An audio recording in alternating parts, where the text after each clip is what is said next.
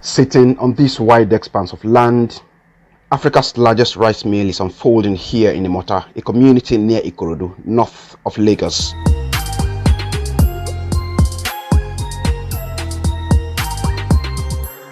The project is a good example of continuity in governance in an environment where politicians have the reputation of abandoning projects of preceding regimes at the detriment of real developments. Imota was an idea that started some years back as a modest 2.5 metric tons per hour production mill by the Babatunde Fashola government to contribute to the huge rice consumption market in Lagos, Nigeria's biggest market. But a more ambitious succeeding regime of Akinwumi Ambode expanded the capacity of the facility to what is being put up here today, a 32 metric tons per hour mill. By the time Ambode was leaving office in 2019, only about 10% completion level had been achieved. I, Babajide Olusola Sanwo-Olu, do solemnly swear that as the Governor of Lagos State, I will discharge my duties faithfully and in accordance with the Constitution of the Federal Republic of Nigeria and the law. When the current man in charge of governance in Nigeria's commercial capital came in May of that year, the rice mill project became one of his major points of focus. The history of this project, I will start off with, let's say, the Babatunde Raji Fashola administration, where under the Ministry of Agriculture, a 2.5 metric ton per hour rice mill had been set up in this place. Then, under the last administration of Mr. Ambode, this 2.5 metric ton mill was dismantled, and then this 32 metric ton per hour rice mill was conceived. As at the entrance of Mr. Babajide Olusola Sanwo-Olu's administration, at that time, the Imota rice mill was roughly at about an overall completion level of 10%. But this administration of Mr. Babajide Olusola Sanwo-Olu did not abandon this project. For him, under the Things Agenda and as a rule of thumb, it is to complete every project that past administrations have started. We cannot invest taxpayers' monies into projects and then because of a change of administration, you abandon such projects for other projects to be started, and I mean the likelihood of us seeing projects to completion and utilization is zero.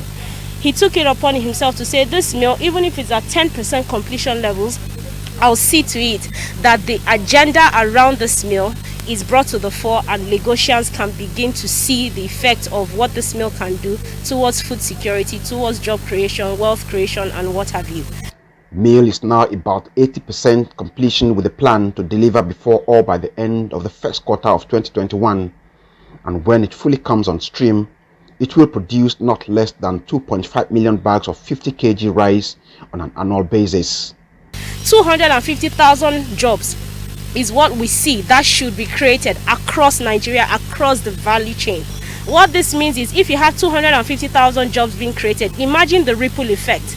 If one person in this chain has a family of 4 or 5, you can imagine the impact that is going to create. So let's even estimate a family of 4. 250 times 4, that is already 1 million people. But we know that Nigerians have definitely more than 3 family members to make, including that person 4. Rice is the third most consumed staple food in Nigeria and has become a food security crop due to its increased significance in the country, according to a report by KPMG in 2019. The report also put Nigeria as the 11th largest consumer of rice globally, spending an average of $5 million daily on importation. Since 2015, under the leadership of President Muhammadu Buhari, the country has taken significant steps to reduce its reliance on food imports with a focus on rice. The government's steep tax policy on imported grains, including rice, was followed by a stoppage of food importers' requests for foreign currency to prevent them from being able to pay for imports. Then, a ban on rice importation, which was part of the reasons for the closure of the country's borders on August 2019 to prevent rice from being smuggled into the country, mostly from Benin Republic. The policies have succeeded in boosting production, making Nigeria the largest producer in West Africa and second in the entire continent. There is still a huge supply deficit of about 3 million metric tons. Only about 57% of the 6.7 million metric tons consumed annually is produced locally. The Imota mill is being designed to cut that deficit significantly and keep the resources spent on importation at home. The we are talking of well over 1.5 million people to benefit directly and indirectly from this mill. The impact of that is going to be long term. So the GDP for Lagos is going to be phenomenal. The effort at bringing the mill on stream at this time is also part of the response of the Lagos state government to the worst global food crisis being stirred by the outbreak of COVID-19 that has ravaged the world for over a year. Mr. Babajide Olusola Sanwo-Olu is trying to ensure that with regards to food security, Lagos takes the numbers up. Currently, we are at about 20%, but we foresee that by 2023, we should be able to take the food security status of Lagos at least up to 50%.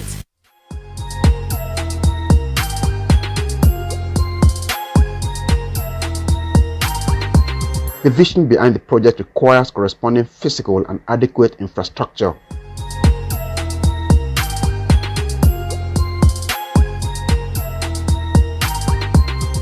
The mechanical and electrical installations being coupled on this site are carried out with the best of materials and equipment available across the globe, we are told. The most important thing to consider is that this mill is being assembled in the right way, in the right manner, such that there's sustainability. We don't have to come back to keep doing maintenance over and over and over again. So as opposed to running for speed, what we should be gunning for is ensuring that in terms of the coupling of equipment, in terms of the proper methods being used, that is actually what is very critical for us here, which is why you have even members of Beulah here on ground.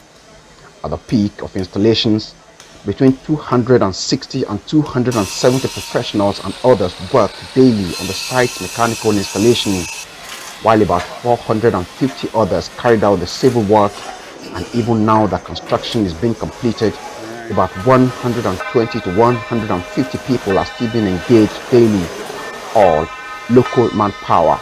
With the equipment that you have here, which is state of the art and second to none, they call it the Rolls Royce of equipment in terms of rice processing. I don't think you would have a rival in terms of rice, provided that the management and the production levels are as kept to standard and how things should run basically. And when operations fully take off, between 700 and 1,000 personnel will be required to get the mill running at a time. We have a weight bridge system, so the paddy will be weighed to know how many tons of paddy you are bringing in. So from there it goes into the intake. So then from the intake it goes to the pre-cleaning building. Okay. So from the pre-cleaning, that's where we remove some of the impurities that comes with the paddy from the farm. Then from the pre-cleaning it goes to the harvest dryer. From the silo it goes through the conveyor system under the silo. Then from there to the parboil gear cook area. So then from there we dry it before it goes into the rice mill itself. Putting up a structure like this no doubt comes with its own challenges, especially with the global economic uncertainties worsened by the COVID-19 pandemic. We've had the issue of COVID, we've had the issue of NSARS, issue of exchange rates in terms of financing and all. But outside of that, I guess most of those challenges are being met. The mill will require well over 250,000 metric tons of paddy on an annual basis. What that means is more collaboration, because only a handful of rice farmers in Lagos have been prepared for engagement to supply the mill.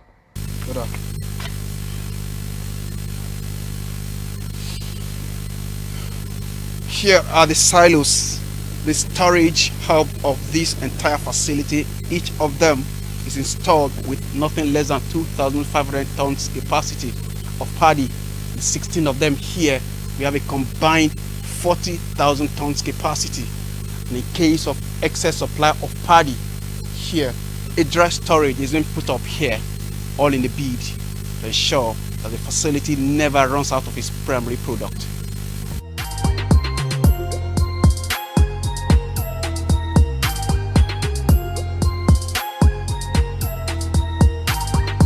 I mean, if we want to kickstart this project, rice should actually come out from Lagos soil. So last year, we actually did training, sensitization and empowerment for farmers in Lagos, rice farmers in Lagos. We had targeted well over 2,000, but for COVID-19 protocols and then looking at the guidelines around it, we had to reduce that number. So we had done the training, sensitization and empowerment for 800 of our rice farmers. We are going to continue with that this year. But the state is looking beyond its confines to its immediate neighboring states and even beyond, especially Kebbi, with which it already enjoys a collaboration in rice production. Kebbi is not the only state that would definitely give us the paddy. We are looking to states such as Niger. We are trying to collaborate with even Kwara. We are looking at Kaduna, and we are looking at a host of other states. The truth of the matter is we are not even limited by this states I have mentioned. We are also looking at the southwest region. But some experts are suggesting that rather than looking at Kebbi, which is 575 kilometers away from Lagos to supply the inputs, Lagos may need to bring its southwest neighbors as part of owners and collaborators to reduce supply costs and ultimately discourage its neighbors from possibly setting up their own mills. We asked how the massive project with an estimated cost of 20 billion naira is being financed. It's been funded through the CBN's Commercial Agri Credit Scheme, the CACS scheme.